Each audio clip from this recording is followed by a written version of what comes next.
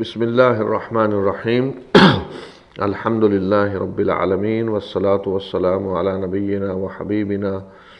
و امامنا و قدوتنا محمد وعلی آلہ و صحبہ اجمعین. اما بعد، آج جس طرح کہ پہلے ہم نے طے کیا تھا، تاریخ کے ایک خاص حصے پہ ہم گفتگو کریں گے. وعلیکم السلام ورحمۃ اللہ. جسے ہم کہہ سکتے ہیں کہ مسلمانوں کی سیاسی تاریخ ہے. تو اس موضوع پہ گفتگو سے پہلے میں یہ بنیادی بات واضح کر دوں کہ یہ موضوع جو تاریخ کا موضوع ہے جس پہ ہم گفتگو کرنے جا رہے ہیں، تو یہ اس کا دین سے تعلق نہیں ہے کہ یہ مسلمانوں کے دین کا کوئی حصہ ہے. اللہ کا دین رسول اللہ صلی اللہ علیہ وسلم کی وفات کے ساتھ بالکل مکمل ہو گیا. قرآن کا نزول بھی مکمل ہو گیا، رسول اللہ صلی اللہ علیہ وسلم کی سنت بھی مکمل ہو گئی، اور قرآن میں اللہ تعالیٰ نے واضح طور پہ بتا دیا الیوم اکملت لکم دینکم واتممت علیکم نعمتی ورضیت لکم الاسلام دینا، کہ آج تمہارے لیے میں نے تمہارے دین کو مکمل کر دیا اور اپنی نعمت کو پورا کر دیا، اور تمہارے لیے میں نے اسلام کو دین کے طور پہ پسند کیا. تو یہ اللہ کا دین جو قرآن میں نازل ہوا، جس کی تشریح عملی طور پہ اللہ کے رسول صلی اللہ علیہ وسلم نے کی اپنی سنت کے ذریعے، تو یہ دین تو رسول اللہ صلی اللہ علیہ وسلم کی وفات کے ساتھ بالکل مکمل ہو گیا. اب اس کے بعد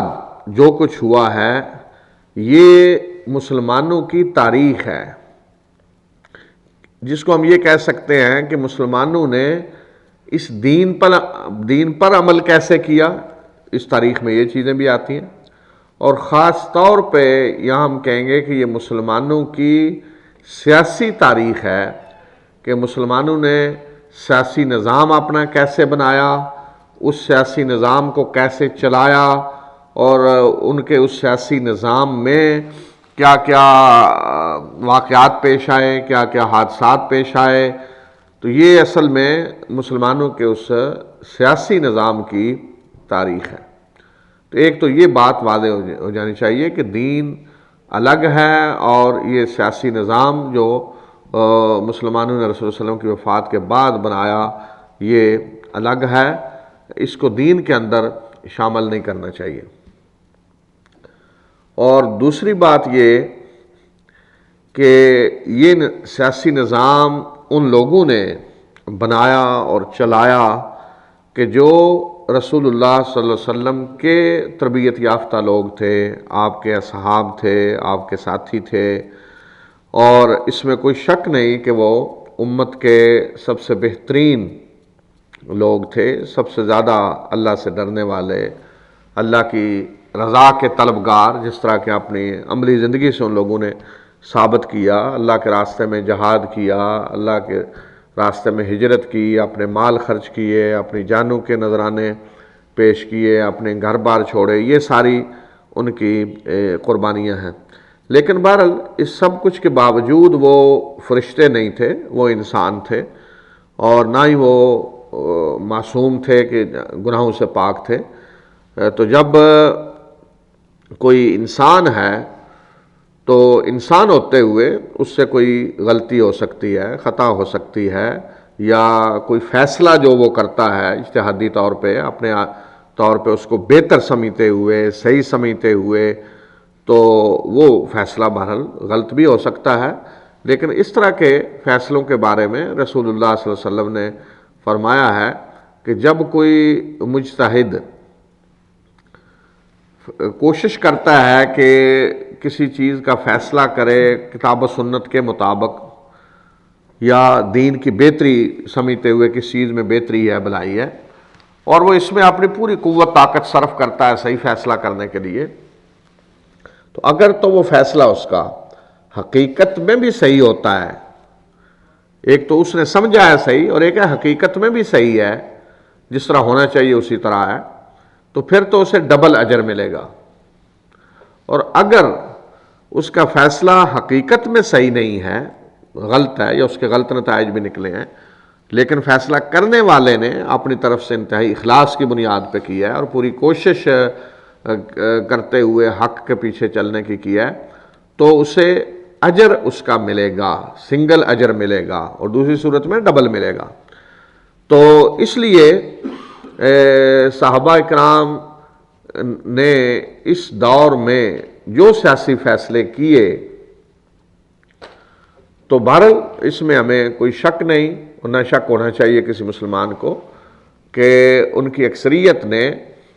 یہ فیصلے اخلاص کی بنیاد پہ کیے،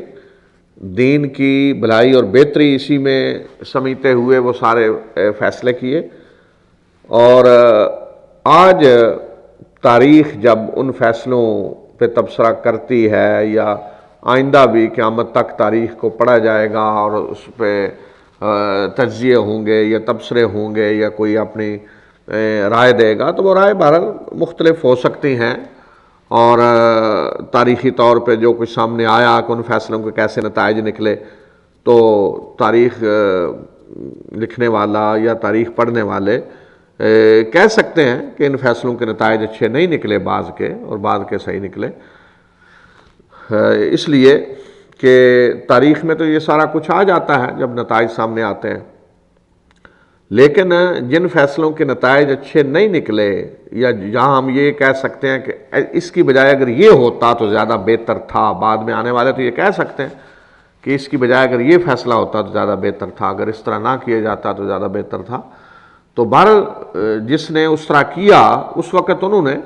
یہی سمجھا کہ بہتری اسی میں ہے، بھلائی اسی میں ہے، یا حالات اس طرح کے بن گئے کہ وہ اس کے سوا کوئی فیصلہ نہ کر سکے، مجبور ہو گئے اسی طرح کے بعد فیصلے کرنے پہ، جیسا کہ ہم آگے انشاءاللہ وضاحت کریں گے بعض مواقع پہ۔ تو یہ دوسری چیز، اور تیسری چیز یہ کہ یہ سارے بزرگ جن سے ہمیں محبت ہے، اور ہر مسلمان کو محبت ہونی چاہیے، اللہ کے رسول صلی اللہ علیہ وسلم کے ساتھی ہیں، تو ان میں ایک چیز تو یہ ہے کہ ان کے بھی پھر آگے درجات ہیں، جس طرح کہ قرآن نے بتائے ہیں، اور رسول اللہ صلی اللہ علیہ وسلم نے بھی احادیث کے اندر وضاحت کی ہے اس کی۔ اور قرآن کی ان آیات اور حدیث کو دیکھتے ہوئے اہل سنت کا اس پہ اتفاق ہے کہ سب سے افضل جو ہیں صحابہ میں، وہ سابقون الاولون ہیں مہاجرین میں، اور عقل اور فطرت بھی یہی کہتی ہے کہ جو سب سے پہلے ایمان لائے، جنہوں نے سب سے پہلے آگے بڑھ کے اللہ کے رسول صلی اللہ علیہ وسلم کا ساتھ دیا، زیادہ قربانیاں دی، سابقون الاولون، اور اس میں بھی پھر عشرہ مبشرہ جنہیں رسول اللہ صلی اللہ علیہ وسلم نے زندگی میں جنت کی بشارت دی، اور وہ بھی ان کی قربانیوں کے نتیجے میں، ان کے دین کے لیے خدمات کے نتیجے میں، اس میں بھی کوئی بنیاد کوئی یہ نہیں تھی کہ وہ رسول صلی اللہ علیہ وسلم کا کوئی رشتہ دار ہے یا قرابت دار ہے، وہاں بھی میرٹ پہ رسول صلی اللہ علیہ وسلم نے گویا کہ یہ خوشخبری دی، جن میں چاروں خلفائے راشدین ہیں، ابو بکر، عمر، عثمان، علی، اور طلحہ، زبیر، عبد الرحمن بن عوف، ابو عبیدہ بن جراح، اور سعد بن ابی وقاص، اور سعید بن زید۔ یہ وہ لوگ ہیں کہ جنہیں اللہ کے رسول صلی اللہ علیہ وسلم نے دنیا ہی میں جنت کی خوشخبری دی۔ اور بھی لوگ ہیں جن کو آپ نے جنت کی خوشخبری دی، لیکن ان چاروں کا درجہ اس میں زیادہ، 10 جو ہیں ان کا درجہ سب سے بڑا ہے۔ پھر اس کے بعد وہ لوگ کہ جنہوں نے جنگ بدر میں شرکت کی، ان کا درجہ ان کے بعد آنے والوں سے زیادہ بڑا ہے۔ پھر اس کے بعد وہ لوگ کہ جنہوں نے بیعت رضوان میں شرکت کی، صلح حدیبیہ والی بیعت رضوان، ان کا درجہ ان کے بعد آنے والوں سے بڑا ہے۔ اور اس کے بعد پھر عام اصول یہ کہ جو فتح مکہ سے پہلے ایمان لائے، ان کا درجہ فتح مکہ کے بعد ایمان لانے والوں سے بڑا ہے، اور بعد میں ایمان لانے والا، فتح مکہ کے بعد ایمان لانے والا کوئی پہلے ایمان لانے والے کے برابر نہیں ہو سکتا، الا یہ کہ کسی کو اتنی بڑی قربانیاں ہوں کہ پھر وہ تو اللہ کے ہاں جا کر فیصلہ ہوگا، لیکن عام جو اصول ہے اس قرآن نے جو بتایا ہے عام، وہ تو یہ ہے کہ لا یستوی منکم من انفق من قبل الفتح وقاتل، کہ تم میں سے جو فتح سے پہلے ایمان لائے اور جنہوں نے جنگ کی، وہ اور بعد میں ایمان لانے والے یہ برابر نہیں ہو سکتے۔ یہ تو قرآن نے باقاعدہ واضح طور پہ بتا دیا۔ تو یہ درجات تو صحابہ کے اندر ہیں جو قرآن نے بتا دیے، اور رسول اللہ صلی اللہ علیہ وسلم نے احادیث کے اندر بھی تقریباً اسی کی تشریح کر دی۔ اور یہ ہستیاں اب تاریخ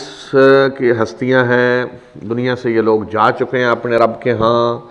اور ہر ایک اپنے اعمال کے مطابق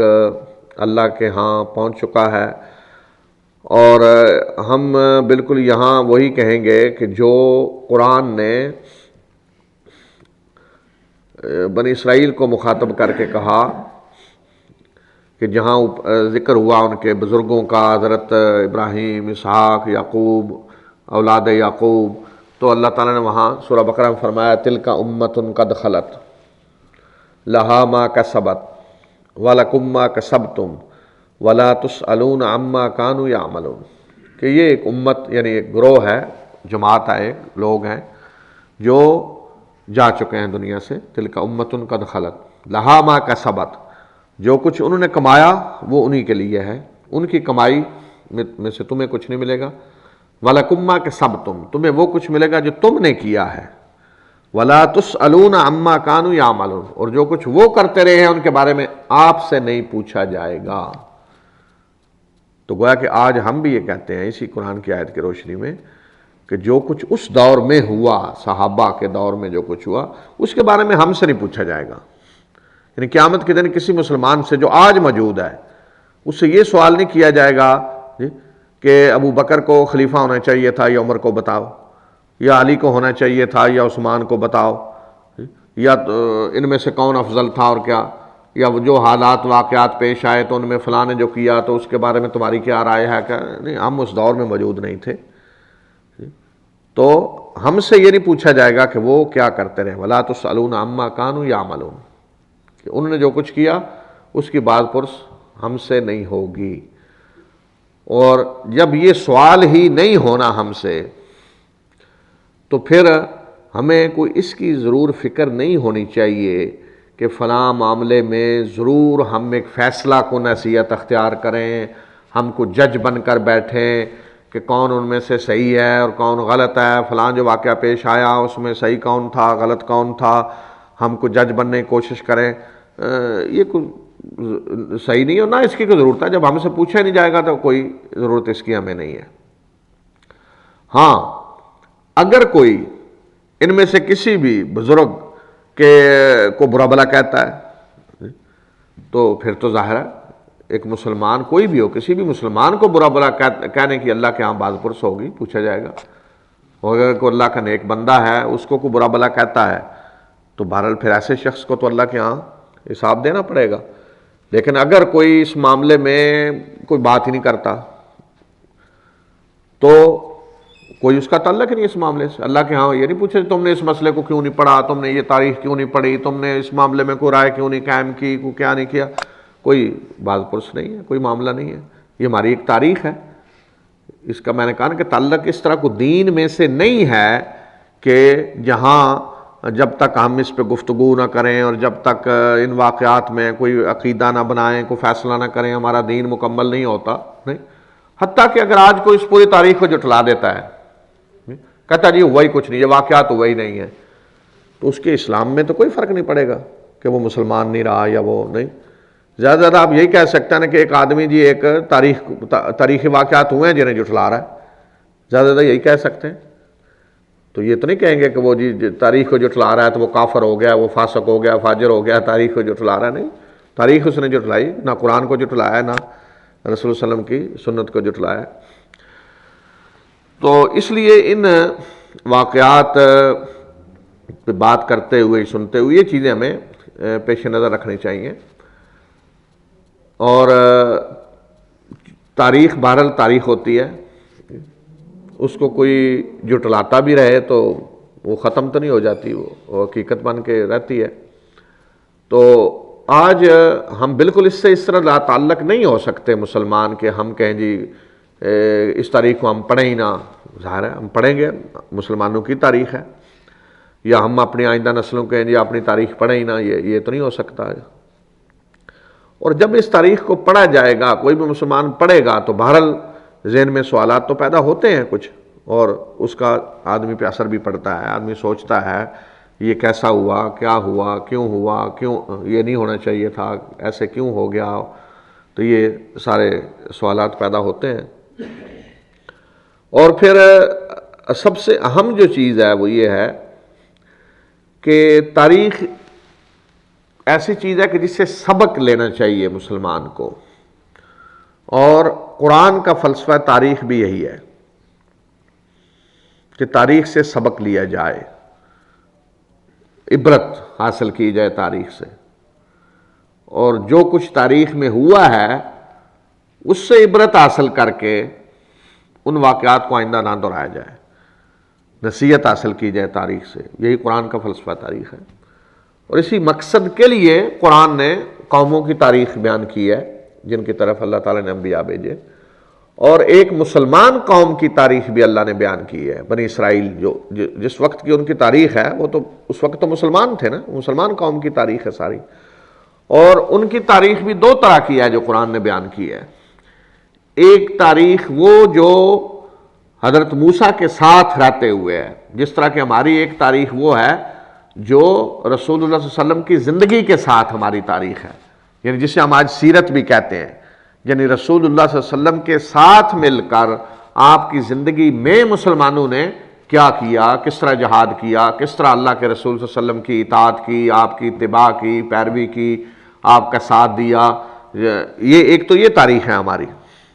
جسے ہم آج سیرت کا نام دیتے ہیں، ایک یہ اس تاریخ ہے۔ اور دوسری تاریخ جس کا آج ہم ذکر کرنے جا رہے ہیں، تو یہ وہ تاریخ ہے جو رسول صلی اللہ علیہ وسلم کی زندگی کے بعد کی ہے۔ تو اسی طرح بنی اسرائیل کی ایک تاریخ وہ ہے جو حضرت موسیٰ کی موجودگی میں ہے ساری، مصر کے اندر، مصر سے نکل کر انہوں نے کیا کیا حضرت موسیٰ کے ساتھ، ان کی کہاں نافرمانی کی، اطاعت نہیں کی، اس کے نتائج کیا نکلے، جب جہاد کے لیے تیار نہیں ہوئے تو اللہ تعالیٰ نے پھر کیا سزا دی ان کو، ایک وہ تاریخ پوری بیان ہوئی ہے، سورہ بقرہ کے اندر ہے سارا کچھ۔ اور اس کے بعد ایک پھر تاریخ ان کی وہ ہے جو حضرت موسیٰ کے بعد کی ہے۔ تو چونکہ بنی اسرائیل کے اندر تو مسلسل انبیاء آتے رہے ہیں، اور ہر وقت کوئی نہ کوئی نبی رہا ہے، تو اس وقت کی بعد کی ان کی پھر گویا کہ وہ سیاسی تاریخ بھی ساری بیان ہوئی ہے قرآن میں۔ حضرت داؤد کا دور ہے، ان کے کارنامے، حضرت سلیمان کا دور ہے، ان کے کارنامے، اور پھر انہوں نے اپنی پوری اس سیاسی تاریخ میں کیا کچھ کیا وہ بھی بیان ہوا ہے قرآن میں۔ اور اس پہ قرآن نے یہ بھی بتایا ہے کہ اس کے نتائج کیا مرتب ہوئے جب تم نے یہ حرکتیں کی، اللہ کی نافرمانی کی، تو اللہ نے کس طرح تمہیں سزا دی، اور کیا کس طرح تاریخ میں پھر تم رسوا ہوئے، ذلیل ہوئے، عذاب اللہ کا تم پہ آیا مختلف شکلوں میں۔ تو یہ سارا کچھ قرآن نے بتایا ہے ان کی تاریخ ہی کا ذکر کرتے ہوئے۔ تو آج بہرحال وہی تو نہیں اب آئے گی کہ جس کے ذریعے مسلمانوں کو یہ بتایا جائے کہ تم نے تاریخ میں یہ کیا اور یہ کیا اور اس میں نتائج یہ نکلے، لیکن بہرحال کوئی تجزیہ کرنے والا کوئی کر سکتا ہے، اللہ کا کوئی نیک بندہ، کہ یہ ہم نے جب کیا تاریخ میں تو اس کے نتائج یہ نکلے، اور اللہ نے ہمیں یہ سزا دی اور یہ کچھ ہوا۔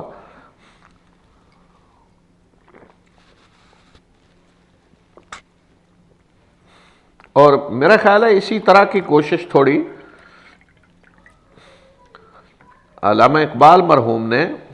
شکوہ جواب شکوہ میں تھوڑی کوشش کی تھی کہ اس وقت مسلمان جو سوچ رہے تھے کہ ہم یہ ہیں اور ہمیں یہ ہونا چاہیے، اور ہم تو دیکھیں اللہ کے آخری نبی کی امت ہیں اور اللہ کے بڑے محبوب ہیں، اور ہم آج اس حالت میں کیوں ہیں، ہم ذلیل کیوں ہیں، رسوا کیوں ہیں، ہم پہ غیر مسلط کیوں، یہی سوال تھے نا ذہنوں میں۔ تو انہوں نے گویا کہ انہی سوالوں کو اٹھا کر پھر ان کا جواب بھی دیا۔ جی تو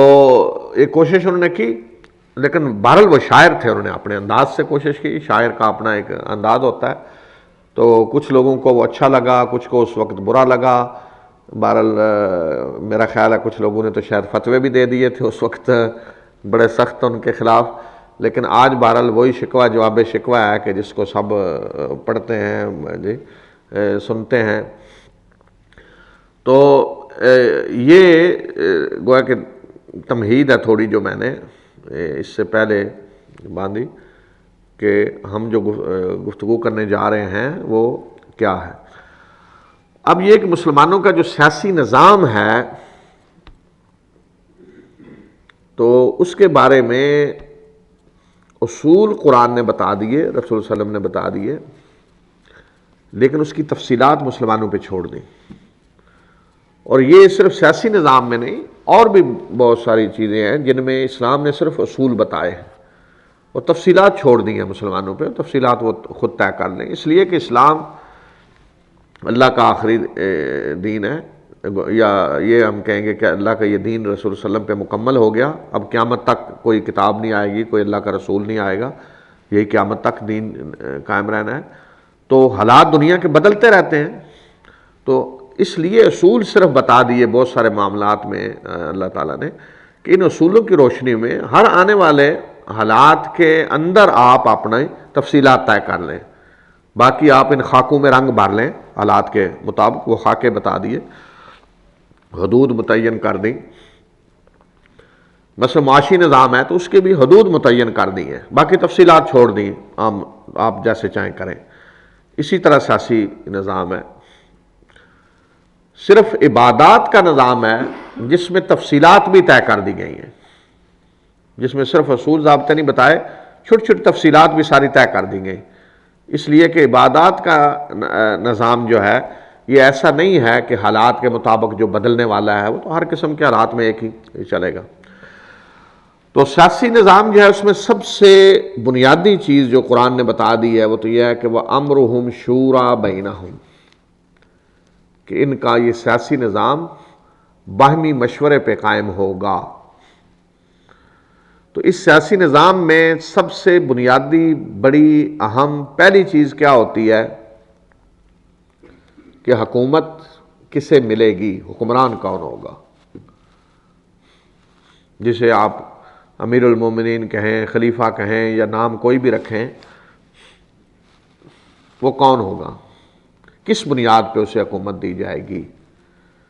میرٹ کیا ہوگا، آیا خاندانی نظام کے باپ کے بعد بیٹا ہے یا تقوی پرہیزگاری، علم، صلاحیت، یہ چیزیں دیکھی جائیں گی۔ تو اس میں قرآن نے یہ اصول بتا دیا کہ یہ کام کہ حکمران کون ہوگا یہ مسلمانوں کے باہمی مشورے سے ہوگا، یہ پہلی چیز تو یہ طے ہوگا۔ اب سوال یہ ہے کہ یہ باہمی مشورہ کیسے ہوگا، یہ حالات کے مطابق ہو سکتا ہے۔ اس کی شکل یہ بھی ہو سکتی ہے کہ اگر قبائلی نظام ہے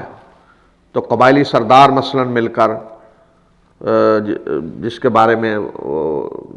مشورہ دیں یا اکثریت جس کے بارے میں رائے دے وہ حکمران بن سکتا ہے،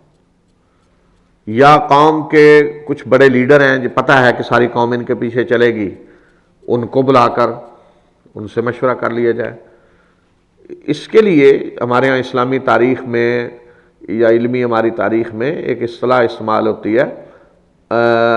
اہل الحل والعقد، عربی کا لفظ ہے اہل الحل والعقد۔ حل کہتے ہیں کسی گرہ کو کھولنا، اور عقد کہتے ہیں گرہ لگانا، ایگریمنٹ کرنا کہیں، یعنی قوم کے وہ لوگ کہ جو جس سے معاہدہ کریں سب لوگ ان کے پیچھے ہیں، جہاں کوئی بات معاہدہ ختم کریں توڑیں لوگ ان کے پیچھے ہیں، یعنی جن کو لوگوں نے اختیار دیا ہوا ہے جی کہ لیڈر ہیں ایسے کہ جو وہ کریں لوگ ان کی تائید کریں گے، لوگ ان کے پیچھے چلیں گے، انہی کے فیصلے کو مانیں گے۔ تو ایسے لوگ جو اہل الحل والعقد ہیں وہ فیصلہ جو کریں مشورے سے تو ان کو حق حاصل ہے کہ وہ جس کو حکمران بنائیں وہ حکمران ان کے مشورے سے بنے گا۔ اب مثلا ہم کہتے ہیں جی اہل الحل والعقد جو ہیں وہ کون ہوں گے یا کیسے ہوں گے، وہ میں نے کہا قبائلی نظام میں قبائلی سردار بھی ہو سکتے ہیں، ان کا الیکشن بھی ہو سکتا ہے آج کے دور میں، پارلیمنٹ جیسے آپ بنا رہے ہیں یہ بھی ہو سکتا ہے، اور اس کی اور شکل یہ بھی ہو سکتی ہے کہ جو معروف ہیں لوگوں میں اپنی علمی صلاحیتوں کی وجہ سے، علماء ہیں جس طرح یا فضلاء یا باصلاحیت لوگ، پتہ ہے کہ یہ معروف لوگ ہیں قوم کے اندر، اپنی صلاحیتوں سے انہیں اپنا لوہا منوایا ہوا ہے، ان کی سلیکشن بھی ہو سکتی ہے۔ لیکن بہرحال یہ وہ لوگ ہونے چاہیے کہ واقعتاً قوم جن کے پیچھے چلتی ہو، جو کچھ وہ کہیں لوگ ماننے کے لیے تیار ہو۔ تو ایک تو یہ کہ یہ حکمران جو ہوگا وہ اس طرح مشورے سے ہوگا، وَأَمْرُهُمْ شُورَىٰ بَيْنَهُمْ میں پہلی چیز تو یہ ہے۔ دوسری یہ کہ یہ حکمران جو بنے گا پھر یہ بھی سارا کام مشورے سے کرے گا، دوسروں کے مشورے سے، اور وہ مشورہ کس کا ہے؟ وہ بھی یہی اہل الحل والعقد جو ہے، قوم کے جو لیڈر ہیں، سربراہ ہیں، ان قوم میں جو بڑے لوگ ہیں باصلاحیت، جس طرح آج کے دور میں آپ کہہ سکتے ہیں ٹیکنوکریٹ، ہر شعبے کا جو ماہر ہے وہ لوگ، سیاسی امور میں جو ماہر لوگ ہیں وہ علماء، تو ان سب سے مشورے سے چلے گا وہ بھی جو حکمران آئے گا۔ اور یہی نمونہ خود رسول اللہ صلی اللہ علیہ وسلم نے بھی پیش کیا، یعنی قرآن نے جو کچھ بتایا اس کا عملی نمونہ خود رسول اللہ صلی اللہ علیہ وسلم نے پیش کیا کہ آپ اللہ کے رسول بھی ہیں، حکمران بھی ہیں۔ تو دنیا کا دائرہ کہ کوئی حکمران آپ کی طرح تو نہیں ہو سکتا کہ جس کی رہنمائی ڈائریکٹ اللہ کی طرف سے ہو رہی ہے، اس لیے کہ آپ اللہ کے رسول بھی ہیں، لیکن اس کے باوجود آپ نے ہر سیاسی معاملے میں مشورہ کیا لوگوں سے۔ ہاں مذہبی معاملے میں ضرورت نہیں تھی آپ کو، اس لیے کہ وہ تو براہ راست اللہ کی طرف سے رہنمائی ہو رہی تھی، اس لیے آپ نے نماز کے بارے میں کوئی مشورہ نہیں کیا بلا کہ ہاں جی نماز کیسے پڑھی جائے اور کیسے نظام بنایا جائے، یا زکوٰۃ کا یا روزوں کا یا حج کا، یا نہیں، وہاں آپ نے فرمایا آؤ مجھ سے سیکھو، صلو کما رأیتمونی اصلی، جس طرح مجھے نماز پڑھتے دیکھو اس طرح نماز پڑھو۔ خذو، حج میں آپ نے فرمایا خذو عنی مناسککم، مجھ سے حج کے طریقے سیکھ لو۔ اسی طرح آپ نے جو جو عمل کیا عبادات میں وہ آپ کی سنت ہے، نمونہ ہے۔ لیکن جو معاملات تھے سیاسی، ان میں آپ نے ہمیشہ مشورہ کیا۔ مشورہ کن سے کیا؟ جو قوم کے سردار تھے، لیڈر تھے، ان سے آپ نے مشورہ کیا۔ خواہ کسی سے معاہدہ کرنا ہے، معاہدہ توڑنا ہے، جنگی معاملات ہیں، جنگی حکمت عملی ہے، جو کچھ بھی ہے ہر معاملے میں آپ نے مشورہ کیا۔ تو یہ تشریح اس کی رسول اللہ صلی اللہ علیہ وسلم نے کر دی کہ وہ امرہم شورا بینہم کی تشریح عملی طور پہ کیا ہے۔ اور تیسرا اصول جو قرآن نے بھی بتایا اور پھر رسول صلی اللہ علیہ وسلم نے بھی اس کی تشریح کی کر دی اس میں سیاسی نظام میں، وہ یہ کیا ہے کہ اللہ تعالیٰ نے قرآن میں حکم دیا وَأَطِیعُوا اللَّهَ وَأَطِیعُوا الرَّسُولَ وَأُولِي الْأَمْرِ مِنْکُمْ، اطاعت کرو اللہ کی اور رسول صلی اللہ علیہ وسلم کی اور تم میں سے جو اولو الامر ہیں، اولو الامر سے مراد ہے حکمران۔ تو یہ بھی سیاسی نظام میں یہ بات آ گئی کہ وہ حکمران جو مشورے سے تم بناؤ گے، جو مشورے سے حکومت چلا رہے ہیں، ان کی اطاعت بھی ضروری ہے، تمہیں ان کی اطاعت کرنا ہوگی۔ اور رسول صلی اللہ علیہ وسلم نے بھی حدیث کے اندر یہی مسلمانوں کو اصول بتایا کہ ہر حالت میں تم نے اطاعت کرنی ہے حکمرانوں کی، حتیٰ کہ آپ نے فرمایا کہ اگر تم پہ کوئی حبشی غلام بھی حکمران بنا دیا جائے، بالکل عجیب قسم کی شکل اور صورت اور کالا بال عجیب سے، کوئی اتنا عجیب و غریب قسم کا سر، یعنی شکل عجیب سی، وہ حبشی غلام بھی اگر تم پہ حکمران بنا دیا جائے تو اس کی بھی تمہیں اطاعت کرنی ہوگی۔ تو اس طرح رسول صلی اللہ علیہ وسلم نے یہ سیاسی نظام واضح کر دیا کہ یہ سیاسی نظام اطاعت پہ قائم ہوگا، کہ جو حکمران ہے، جو اولو الامر ہے، وہ جو حکم دے اس کی اطاعت کرنی ہوگی، لیکن یہ اطاعت معروف میں ہوگی۔ اگر وہ کوئی منکر کا حکم دیتا ہے، اللہ کی نافرمانی کا، تو اس میں اطاعت نہیں کی جائے گی۔ اگر معروف کا حکم ہے، بھلائی کا حکم ہے، مسلمانوں کی جس میں بہتری مصلحت ہے، تو اس میں اطاعت کرنی ہوگی۔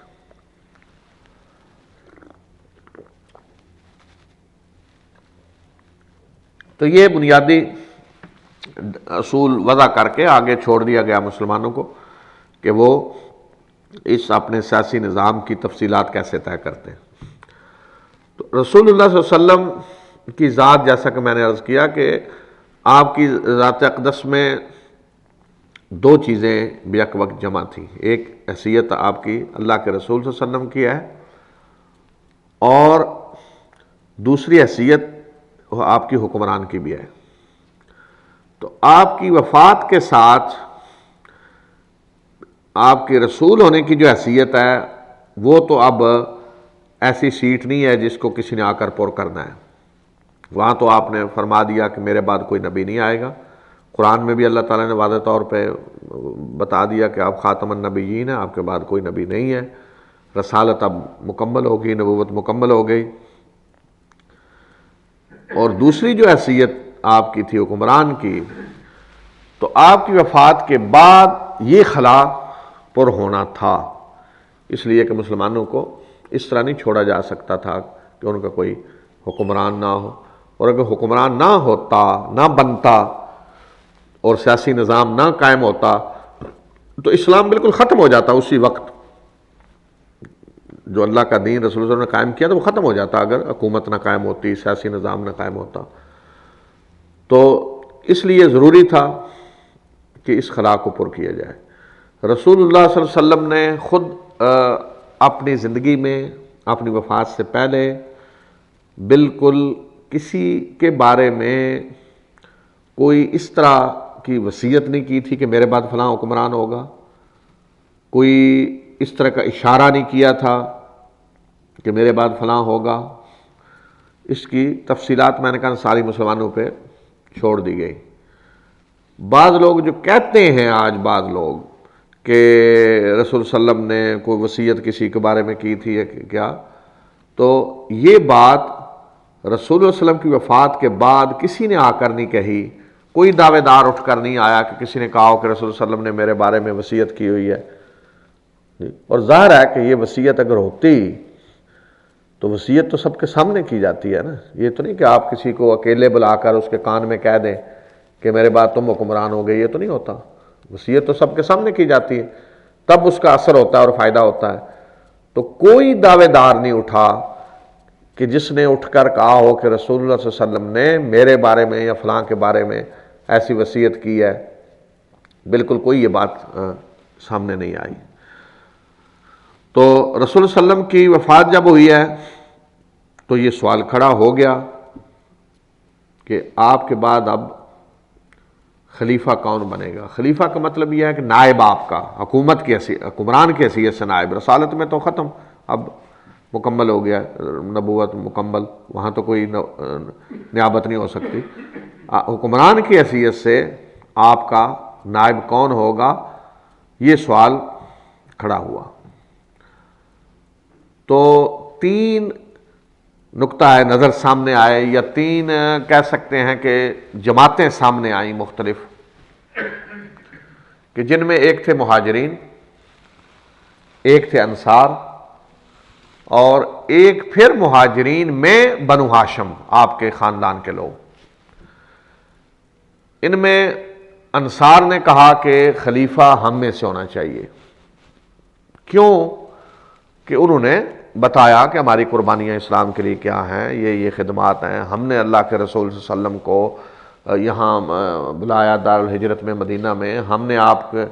کو پناہ دی یہاں، ہم نے آپ کی مدد کی، آپ کے ساتھ مل کر جہاد کیا، قربانیاں دیں، اور ہمارے ذریعے اللہ کا یہ دین غالب ہوا، اور آج خلیفہ ہم میں سے ہونا چاہیے. اور اس کے لیے انصار کے سردار حضرت سعد بن عبادہ رضی اللہ تعالی عنہ، جو اصل میں قبیلہ خزرج کے سردار تھے، وہ امیدوار تھے. ان کے بارے میں انصار کہہ رہے تھے کہ انہیں امیر ہونا چاہیے. دوسری طرف مہاجرین تھے جن کا یہ خیال تھا کہ مہاجرین میں سے کوئی خلیفہ ہونا چاہیے. مہاجرین میں سے اس طرح کوئی دعوے دار نہیں تھا جس نے خود کہا میں ہوں گا یا مجھے ہونا چاہیے، یا اٹھ کر اپنے بارے میں کہا، اس طرح نہیں. لیکن مہاجرین یہ سمجھتے تھے کہ مہاجرین میں سے ہونا چاہیے. اور کیوں ہونا چاہیے؟ کہ وہ کہہ رہے تھے کہ مہاجرین کی خدمات زیادہ ہیں اسلام کے لیے. مہاجرین نے سب سے پہلے اسلام قبول کیا مکہ میں، وہاں ساری آزمائشوں سے گزرے، تکلیفیں برداشت کیں، پھر ہجرت کی، اپنے گھر بار چھوڑے، پھر اللہ کے رسول صلی اللہ علیہ وسلم کے ساتھ مل کر جہاد کیا اور دین کا غلبہ ہوا، تو مہاجرین زیادہ حقدار ہیں۔ ایک سوچ یہ تھی۔ تیسری سوچ جو تھوڑی ذرا کم تھی، اتنی زیادہ نہیں، لیکن بہرحال وہ بھی تھی کہ رسول صلی اللہ علیہ وسلم کے خاندان بنو ہاشم، جس میں حضرت عباس رضی اللہ تعالیٰ عنہ تھے، حضرت علی رضی اللہ تعالیٰ عنہ تھے، کہ ان کا خیال تھا کہ آپ کا خلیفہ بنو ہاشم میں سے ہونا چاہیے، کیونکہ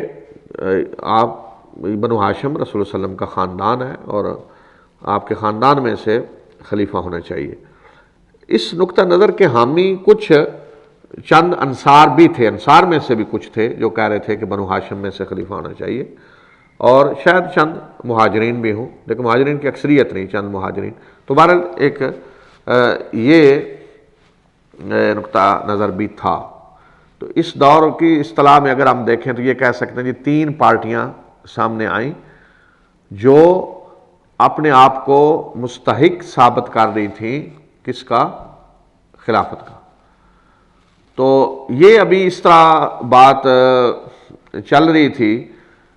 کہ رسول صلی اللہ علیہ وسلم کی ابھی تدفین نہیں ہوئی تو یہ مسئلہ کھڑا ہو گیا۔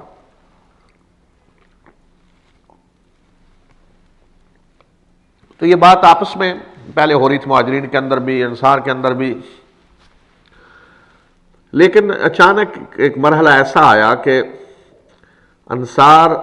ثقیفہ بنی سعدہ، ایک مجلس تھی انصار کی، اس میں جمع ہوئے، اور اس میں حضرت سعد بن عبادہ بھی تھے جو اس وقت بیمار تھے کافی، اور انہیں اٹھا کر وہاں لایا گیا، وہ لیٹے ہوئے تھے، یعنی اٹھ کر بیٹھ نہیں سکتے تھے، بیمار تھے۔ تو وہاں انصار نے فیصلہ کن انداز میں یہ بیعت چھیڑ دی، اس انداز سے کہ وہ گویا کہ فیصلہ کر لیں کہ خلیفہ ہم میں سے ہونا چاہیے اور خلافت کا اعلان کر دیں بیعت کر کے۔ تو اس طرح کی صورتحال بن سکتی تھی اس میں بیعت جب چھڑی۔ تو یہ بات مہاجرین کے کچھ لوگوں کو معلوم ہوئی کہ انصار تو اکیلے ہی بیٹھ کے یہ فیصلہ کرنے والے ہیں، تو اس طرح کی وہ باتیں ہو رہی ہیں کہ یا تو ابو عبیدہ یا تو سعد بن عبادہ کو امیر بنایا جائے، اور اگر لوگ نہیں مانتے مہاجرین تو پھر ایک امیر ہم میں سے اور ایک مہاجرین میں سے بن جائے۔ تو یہ بات جب معلوم ہوئی مہاجرین کے کچھ لوگوں کو، حضرت عمر، حضرت ابو عبیدہ بن جراح، حضرت ابو بکر اور کچھ اور لوگ، تو یہ بھی وہاں چلے گئے اس مجلس میں، اس لیے کہ اگر اس طرح کا کوئی فیصلہ اکیلے انصار کر لیں تو بعد میں تو بڑی پھر مشکل ہوگی اس طرح کے فیصلے کو تبدیل کرانے میں، تو بہتر یہ ہے کہ یہ فیصلہ مشورے سے ہو۔ تو جب حضرت ابو بکر عمر وہاں گئے تو انصار کو دیکھا کہ وہ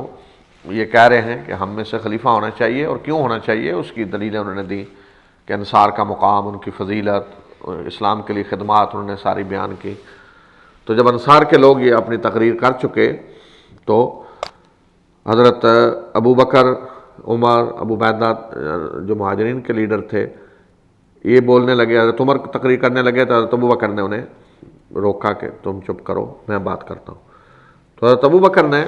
تقریر کی اور انصار کی جو اسلام کے لیے خدمات ہیں ان کا اعتراف کیا سارا، اور رسول صلی اللہ علیہ وسلم نے ان کے بارے میں جو کچھ فرمایا، ان کی فضیلت میں وہ ساری چیزیں بھی بیان کی، اعتراف کیا کہ اسلام کے لیے ان کی قربانیاں ہیں، خدمات ہیں، اور آپ نے فرمایا کہ حتیٰ کہ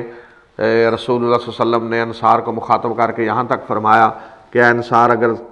ساری دنیا ایک طرف چلے اور تم ایک طرف چلو تو میں تمہارے راستے پہ چلوں گا، یعنی اگر دنیا سے اختلاف ہو، دوسرے لوگ ایک طرف جا رہے ہیں تم ایک طرف، تو میں تمہارے راستے پہ چلوں گا، رسول صلی اللہ علیہ وسلم نے یہاں تک انصار کے بارے میں فرمایا۔ تو حضرت ابو بکر نے خود اعتراف کیا کہ یہ ساری آپ کی ہیں قربانیاں ہیں، آپ کا یہ مقام ہے، فضیلت ہے، قرآن میں اللہ تعالیٰ نے آپ کے بارے میں یہ فرمایا، رسول صلی اللہ علیہ وسلم نے فرمایا، اور ساتھ یہ بھی بتایا کہ مہاجرین کی بھی قربانیاں ہیں۔ اور ایک اور اہم حقیقت جس کی طرف حضرت ابو بکر نے توجہ دلائی وہ یہ تھی کہ عرب قریش کے علاوہ کسی اور کی حکومت تسلیم نہیں کریں گے۔ اور یہ اس وقت ایک امر واقعہ تھا کہ قریش ایسا قبیلہ تھا کہ تمام عرب جس کی قیادت کو قبول کر سکتے تھے، اور کسی قبیلے کی قیادت کو عرب سارے قبول کرنے کے لیے تیار نہیں تھے، اس لیے کہ قبائلی نظام تھا، سارے قبیلے تھے بڑے بڑے، اور ہر قبیلہ سمجھتا تھا میں زیادہ بڑا ہوں، فلاں ہم سے آگے نہیں ہے، ہم آگے ہیں۔ اور ہر قبیلے کا ایک شاعر ہوتا تھا، تاکہ شاعر اپنے قبیلے کی تعریفیں اور دوسرے قبیلے کی حجب کرتا، اپنے آپ کو بڑا بنانے کی کوششیں، یہ قبائلی نظام میں یہ بہت زیادہ تھا۔ تو صرف قریش ایسا قبیلہ تھا کہ اسلام سے پہلے بھی سارے عرب قریش کے مقام و مرتبے کو تسلیم کرتے تھے، اور قریش کی لیڈرشپ کو وہ تسلیم کرتے تھے۔ اور پھر مزید اللہ کے رسول صلی اللہ علیہ وسلم کی بعثت بھی قریش میں ہوئی تو قریش کا مرتبہ اور زیادہ بڑھ گیا عربوں کے اندر۔ تو اس لیے قریش کی حکومت کو عرب قبول کرنے کے لیے تیار تھے، اور یہ بعد میں تاریخ سے ثابت بھی ہوا۔ اور اگر کوئی اور قبیلہ آگے آئے گا تو باقی قبائل اس کو تسلیم کرنے کے لیے تیار نہیں ہوں گے۔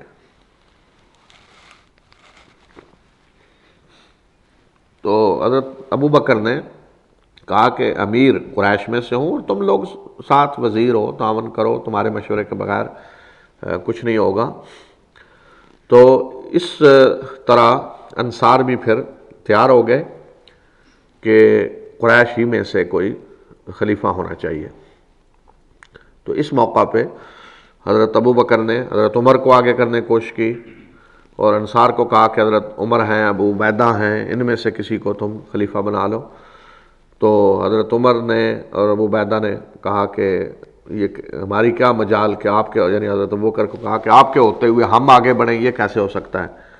آپ سب سے زیادہ افضل ہیں، آپ سب سے زیادہ رسول صلی اللہ علیہ وسلم کے قریب رہے ہیں، آپ ان کے غار کے ساتھی ہیں۔ ساری حضرت ابو بکر کی قربانیاں بیان انہوں نے کرتے ہوئے کہا کہ آپ اس کے حقدار ہیں، ہم نہیں۔ لیکن حضرت ابو بکر بھی تیار نہیں ہو رہے تھے، حتیٰ کہ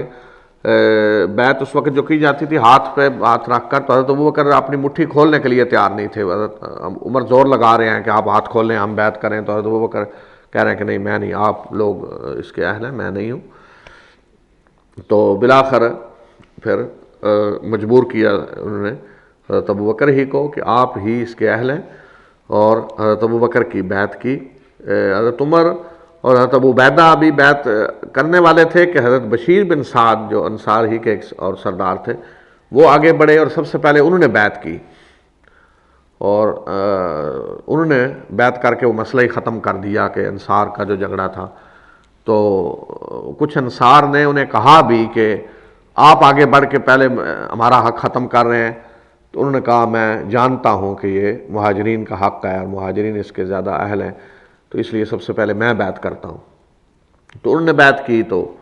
سب انصار جو وہاں تھے سب نے حضرت ابوبکر کی بیعت کر لی، حضرت مہاجرین جو تھے انہوں نے بھی بیعت کر لی، اور اس طرح مسلمانوں کا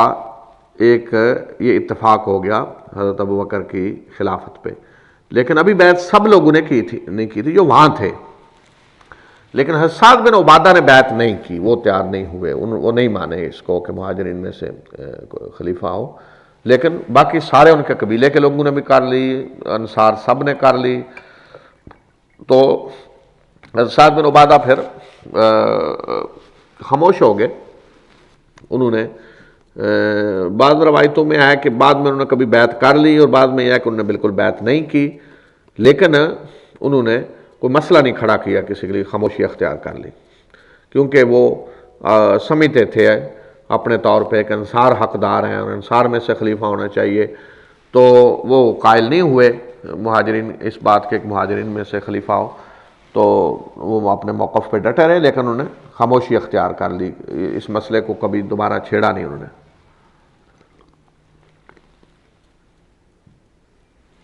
اور پھر دوسرے دن مسجد میں عام مسلمان آئے، سب نے پھر حضرت ابوبکر کی بیعت کر لی۔ تو اس طرح تقریباً اتفاق ہو گیا مسلمانوں کا اس پہ کہ حضرت ابوبکر خلیفہ ہوں گے۔ البتہ بنو ہاشم کے کچھ لوگ جن میں حضرت عباس، حضرت علی رضی اللہ تعالیٰ عنہما ہیں، تو وہ ایک تو بہرحال وہ اپنا استحقاق بھی سمجھتے تھے کہ ہم میں سے خلیفہ ہونا چاہیے، ہم رسول صلی اللہ علیہ وسلم کے خاندان والے ہیں، رشتہ دار ہیں، لیکن اس استحقاق کی کوئی اس طرح کی دلیل نہیں انہوں نے کوئی دی آ کر، نہ حضرت عباس نے، نہ حضرت علی رضی اللہ تعالیٰ عنہ نے، کہ رسول صلی اللہ علیہ وسلم نے ہمارے بارے میں کوئی وصیت کی ہے، اس طرح کی کوئی بات کسی بھی مرحلے پہ نہ حضرت علی رضی اللہ تعالیٰ عنہ نے کہی اور نہ حضرت عباس نے کہی۔ بلکہ تاریخ میں اس کا بھی ذکر ہے کہ جب رسول صلی اللہ علیہ وسلم ابھی بیمار تھے وفات سے پہلے، تو حضرت عباس نے حضرت علی سے کہا کہ آپ جا کر رسول صلی اللہ علیہ وسلم سے بات کر لیں اس مسئلے میں کہ کیا آپ کے بعد خلافت ہمارا حق ہوگی یا نہیں، تاکہ اگر ہمارا حق ہے تو ہمیں پتہ ہو، اور اگر نہیں تو پھر بھی بات واضح ہو۔ تو حضرت علی نے کہا نہیں، یہ بہتر نہیں ہے بات کرنا۔ کیوں؟ حضرت علی نے کہا کہ اگر رسول صلی اللہ علیہ وسلم نے نہ کر دی تو پھر ہم قیامت تک کے لیے اس مسئلے سے باہر ہو جائیں گے کہ کبھی بھی پھر خلافت ہمیں نہیں مل سکتی۔ اور اب معاملہ اس طرح ہے عام، اس میں جس طرح دوسرے لوگ حقدار ہو سکتے ہیں ہم بھی ہو سکتے ہیں، جس طرح دوسرے کسی کو خلافت مل سکتی ہے اس طرح ہمیں بھی مل سکتی ہے۔ گویا کہ جیسے اب کہہ سکتے ہیں جی اگر موقع ملا تو ہم بھی بن سکتے ہیں خلیفہ، لیکن اگر رسول صلی اللہ علیہ وسلم نے نہ کر دی تو پھر تو معاملہ ختم۔ تو اس لیے حضرت علی نے کہا کہ میں نہیں جا کر پوچھوں گا اس مسئلے میں۔ تو بہرحال آپ کے قبیلے کا، بنو ہاشم کا، اپنے آپ کو خلافت کا حقدار سمجھنا یہ ٹھیک ہے، ان کا حق ہو سکتا ہے، جس طرح مہاجرین سمجھ رہے تھے ہم حقدار ہیں، کیوں کہ ہم نے یہ قربانیاں دی، یا ہم رسول صلی اللہ علیہ وسلم کے خاندان کے لوگ ہیں، قریش کے لوگ ہیں، تو اس لحاظ سے بنو ہاشم کو بھی حق حاصل تھا کہ وہ سمجھیں کہ ہم حقدار ہیں، کیونکہ ہم تو بالکل رسول صلی اللہ علیہ وسلم کا قریبی قبیلہ ہیں۔ جس طرح نصار کو حق حاصل تھا کہ وہ کہتے جی ہم مستحق ہیں، کیوں کہ ہم نے یہ خدمات اسلام کے لیے دی ہیں اور ہماری وجہ سے اسلام غالب ہوا۔ تو تینوں کو بہرحال حق حاصل تھا جو کچھ وہ سوچ رہے تھے، اس میں کوئی ایسی بات نہیں۔ آج بعض لوگ کہتے ہیں جی کیوں حضرت علی کیوں طلبگار تھے یا حضرت عباس، نہیں، یہ بالکل یہ فطری بات ہے کہ جس طرح دوسروں کو حق تھا کہ وہ کہیں ہم حقدار ہیں، اس طرح انہیں بھی حق حاصل تھا۔ تو ایک تو یہ بات کہ ان کا یہ سمجھنا کہ ہم حقدار ہیں، دوسرا یہ کہ جس وقت یہ فیصلہ ہوا سقیفہ بنی سعدہ میں، اس وقت بنو ہاشم کا کوئی فرد وہاں نہیں تھا، اور اس کی وجہ یہ تھی کہ رسول اللہ صلی اللہ علیہ وسلم کی ابھی تدفین نہیں ہوئی تھی، اور بنو ہاشم یعنی حضرت علی اور ان کے اقارب حضرت عباس اور ان کی اولاد، وہ ابھی رسول اللہ علیہ وسلم کی تجہیز و تکفین میں مصروف تھے کہ انتظامات کیے جائیں، قبر کے، جنازے کے، اس طرح ان مسائل میں ابھی وہ لگے ہوئے تھے۔ تو انہوں نے یہ محسوس کیا کہ ہمارے بغیر یہ فیصلہ کر لیا گیا ہے اور ہمیں پوچھا تک نہیں گیا، بلایا تک نہیں گیا، تو اس وجہ سے کچھ ناراض ہوئے اس معاملے پہ، حضرت علی بھی حضرت عباس بھی، کہ ہمیں بالکل بلائے بغیر فیصلہ کر لیا گیا ہے یا ہمیں بالکل نظر انداز کر دیا گیا اس مسئلے میں۔ تو اس کی وضاحت کی حضرت ابوبکر نے، حضرت عمر نے، کہ ہم نے کوئی اس طرح کی میٹنگ نہیں بلائی تھی یا باقاعدہ اس مقصد کے لیے کوئی میٹنگ نہیں بلائی گئی، حالات ایسے پیش آ گئے کہ اس طرح کی بحث چھڑ چکی تھی، اور اگر ہم وہاں جا کر اس طرح مشورے سے فیصلہ نہ کراتے تو حالات بگڑ سکتے تھے، اور حالات اس طرح کے بن جاتے کہ پھر آؤٹ آف کنٹرول ہو جاتے، انتشار پیدا ہو جاتا مسلمانوں میں۔ تو اس طرح جس طرح کہ آج کہتے ہیں نا ہنگامی بنیادوں پہ کوئی فیصلہ کرنا پڑا، اس طرح کا فیصلہ کرنا پڑا۔ تو اس طرح حضرت ابوبکر عمر نے انہیں مطمئن کرنے کی کوشش کی، سمجھایا انہیں کہ یہ ہماری مجبوری تھی، اس وجہ سے یہ ہوا۔ لیکن بہرحال حضرت علی رضی اللہ تعالیٰ عنہ کے ذہن میں یہ بات رہی کچھ عرصہ کہ ہمیں نظر انداز کیا گیا اور ہمیں پوچھا تک نہیں گیا، تو اس وجہ سے انہوں نے فوری بیعت نہیں کی حضرت ابوبکر کی۔ اب کتنی دیر بعد کی، اس میں مختلف روایتیں ہیں تاریخ کی، کہ کچھ تاریخی روایات میں تو یہ بھی ہے کہ ایک دو دنوں میں حضرت علی نے بیعت کر لی، کچھ میں یہ ہے کہ کچھ مہینے گزرے، کچھ میں یہ بھی ذکر ہے کہ شاید 6 مہینے حضرت فاطمہ رضی اللہ تعالیٰ عنہا کی وفات کے بعد انہوں نے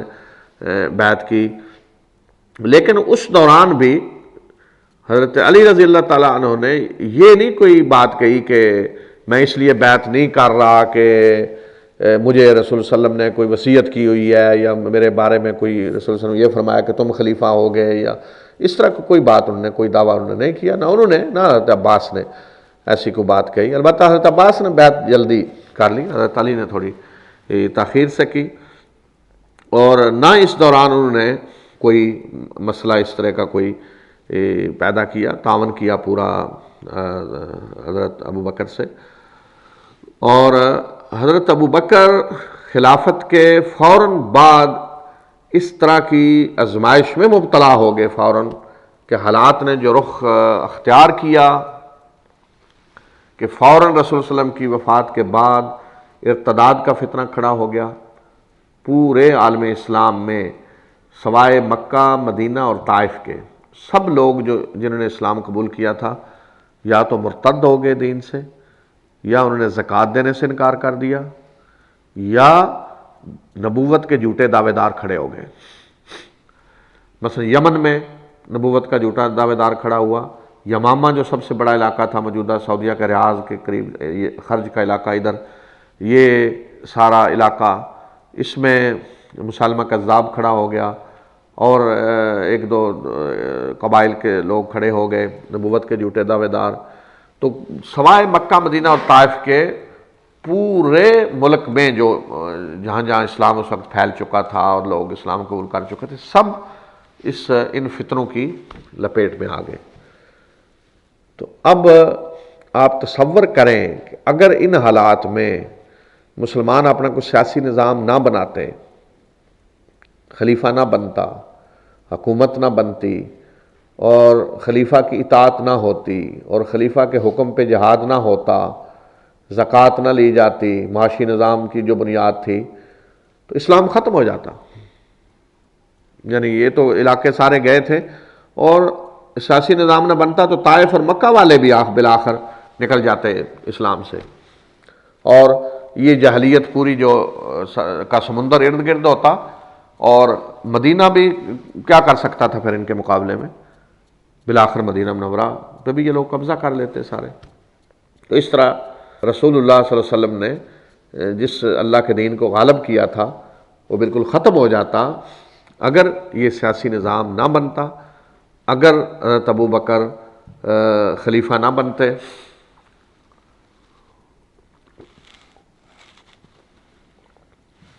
اچھا، یہاں کوئی یہ بھی کہہ سکتا ہے کہ حضرت ابوبکر کے علاوہ اگر کوئی اور خلیفہ مثلا بن جاتا تو ٹھیک ہے، حضرت ابوبکر کے علاوہ کوئی اور بھی بن جاتا، مثلا حضرت عمر بھی بن جاتے، ابو عبیدہ بھی بن جاتے، کوئی بھی ایسی ہستی کہ جس پہ اتفاق ہو جاتا سارے مسلمانوں کا، سارے مسلمان جس کے ساتھ مل کر جہاد کرتے، اطاعت کرتے اللہ کے دین کے لیے، تو ہر صورتحال تو وہی تھی کہ کوئی مسلمانوں کا لیڈر ہو، خلیفہ ہو، جس کے ساتھ مل کر لوگ جہاد کریں دین کی سربلندی کے لیے، حکومت ہو باقاعدہ، وہ ہونی چاہیے تھی۔ تو وہ اتفاق بہرحال حضرت ابوبکر پہ ہوا، اور حضرت ابوبکر کی جو قربانیاں تھیں وہ سب پہ واضح تھیں۔ اور دیکھیں جب کوئی ایک جماعت کی حیثیت ہوتی ہے ایک، اور اس میں لوگ جدوجہد کوئی کر رہے ہوتے ہیں، خواہ وہ سیاسی جدوجہد ہو یا جہاد ہو، پھر حکومت چل رہی ہوتی ہے، تو اس میں سب لوگوں کے سامنے یہ بات واضح ہوتی ہے کہ مثلا ٹاپ کی لیڈرشپ کون ہے، پھر سیکنڈ کون ہے، کس کا کیا مقام ہے، کون کتنا قریب ہے حکمران کے، اور کس کے مشورے سے پہ عمل ہوتا ہے، یہ ساری چیزیں واضح ہوتی ہیں، نظر آ رہی ہوتی ہیں۔ تو اس لحاظ سے حضرت ابوبکر رضی اللہ تعالیٰ عنہ کی جو شخصیت تھی وہ اس لحاظ سے واضح تھی تقریباً تمام مسلمانوں کے سامنے کہ دینی لحاظ سے، سیاسی لحاظ سے کون سی ہستی ہے کہ رسول اللہ صلی اللہ علیہ وسلم جس پہ سب سے زیادہ اعتماد کرتے ہیں، سب سے زیادہ جن سے ہر معاملے میں مشورہ لیا جاتا ہے، یہ مہاجرین کو بھی پتہ تھا، انصار کو بھی پتہ تھا، سب کو پتہ تھا۔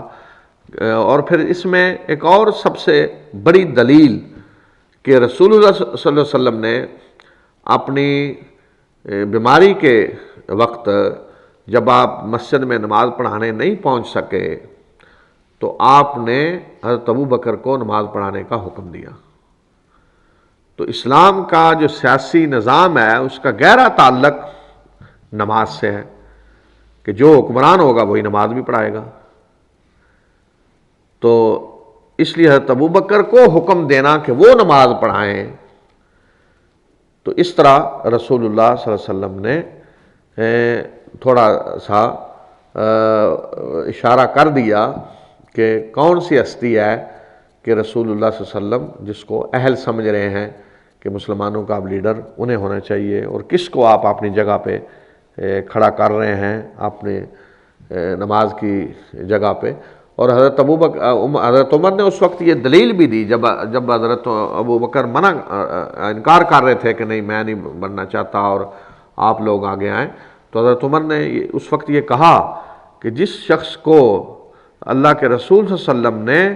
اپنی جگہ نماز کے لیے کھڑا کیا جو اہم رکن ہے دین کا، تو ہم اسی شخص کو اپنے سیاسی نظام میں بھی کھڑا کریں گے، اس کو چھوڑ کر ہم آگے نہیں بڑھ سکتے۔ تو یہ اشارہ اس چیز کا موجود تھا۔ لیکن بہرحال اگر اس کے باوجود مسلمان کوئی اور فیصلہ کر لیتے اتفاق رائے سے، کسی بھی اور ہستی کو کہتے کہ ان کو ہم خلیفہ بنا رہے ہیں، ان پہ اتفاق ہو جاتا، تو مقصد تو یہ تھا کہ سیاسی نظام قائم ہونا چاہیے،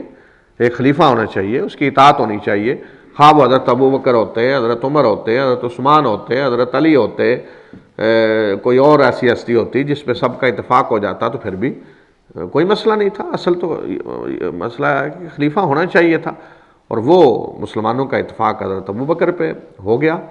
تو اس طرح یہ جو فتنے اٹھے فوراً، ان سب فتنوں پہ پھر حضرت ابو بکر رضی اللہ تعالی عنہ نے انتہائی تدبر اور انتہائی حکمت اور دانائی اور قوت فیصلہ اور جرت اور شجاعت کے ساتھ قابو پایا۔ ایک طرف انتہائی تدبر آپ کا، انتہائی دانائی اور حکمت، انتہائی نرمی بھی، اور ایک طرف بڑے اولو العزمی بھی، بڑا سخت موقف بھی آپ نے اپنایا جہاں اس کی ضرورت تھی۔ مثلا جنہوں نے زکوٰۃ دینے سے انکار کیا تھا، ان کے مسئلے میں آراء مختلف تھیں، کہ ایک رائے یہ تھی کہ ان کے خلاف جنگ کی جائے، دوسری یہ تھی کہ نہیں۔ تو حضرت عمر جیسے لوگ یہ کہہ رہے تھے کہ نہیں، یہ کلمہ پڑھتے ہیں، ان کے خلاف کیسے جنگ کی جائے؟ تو حضرت ابو بکر نے فرمایا کہ نہیں، اگر یہ زکوٰۃ پوری کیا ایک اونٹ کی نکیل دینے سے بھی انکار کریں گے، زکوٰۃ کے اونٹ کی نکیل بھی کہیں گے ہم ساتھ نہیں دیتے، تو میں ان سے جنگ کروں گا۔ اور آپ نے فرمایا کہ میں یہ اجازت نہیں دوں گا کہ نماز اور زکوٰۃ میں فرق کیا جائے، کہ ہم نماز تو پڑھیں گے زکوٰۃ نہیں دیں گے۔ اور پھر جب یہ مسئلہ اٹھا کہ کلمہ پڑھتے ہیں یہ آپ کیسے ان کے خلاف جنگ کریں گے، تو وہاں حضرت ابو بکر رضی اللہ تعالیٰ عنہ نے فرمایا کہ یہ اس کلمے کا حق ہے زکوٰۃ جو ادا نہیں کر رہے، صرف کلمہ پڑھ لینا نہیں، کلمے کا حق بھی ادا کیا جائے، اور یہ اس کلمے کا حق ہے جو ادا نہیں کر رہے، تو اس لیے میں ان سے جنگ کروں گا۔ اور حقیقت یہ ہے کہ آج اگر تاریخی طور پہ اس چیز کو دیکھا جائے تو یہاں حضرت ابو بکر صرف اس معاملے میں نرمی کر دیتے، چھوڑ دیتے کہ جو زکوٰۃ نہ دے کوئی حرج نہیں، تو اس پہ آج تاریخ کے داں اور سارے بعد میں آنے والے دانشور علماء سب متفق ہیں کہ اسلام پھر بھی ختم ہو جاتا، کہ پھر تماشا بن جاتا کہ کوئی کہتا میں نماز نہیں پڑھوں گا، کوئی کہتا میں زکوٰۃ نہیں دوں گا، کوئی کہتا میں حج نہیں کروں گا، کوئی تو اسلام لولا لنگڑا بن کے رہ جاتا، تو اسلام پھر بھی ختم ہو جاتا۔